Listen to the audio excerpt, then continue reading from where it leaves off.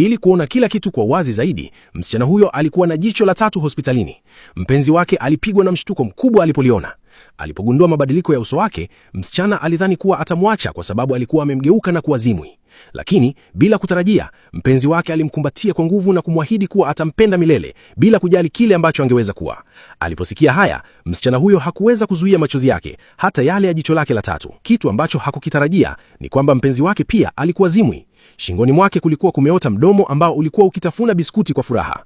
Wakati huo huo, msichana alipata kusikia ghafla sauti za kutafuna. Alimuuliza mpenzi wake kama yeye pia alizisikia, akiwa na shauku ya kugundua ukweli. Yeye alimkumbatia kwa nguvu zaidi, lakini mdomo uliokuwa nyuma yake uliendelea kufurahia vitafunwa. Wakati huo huo, upande mwingine, Anna alikuwa karibu kula biskuti wakati Jack alipomweleza ghafla hisia zake.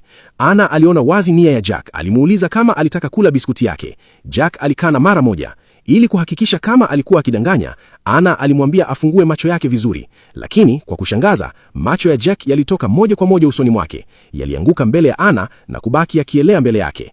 Anna aliyauliza macho hayo Jack alikuwa anawaza nini, na macho hayo yakaashiria moja kwa moja kwenye biskuti. Anna alipitisha mkono wake mbele yao akijaribu kuhakikisha kama kilikuwa kitu halisi au uoni wa mazingaombwe.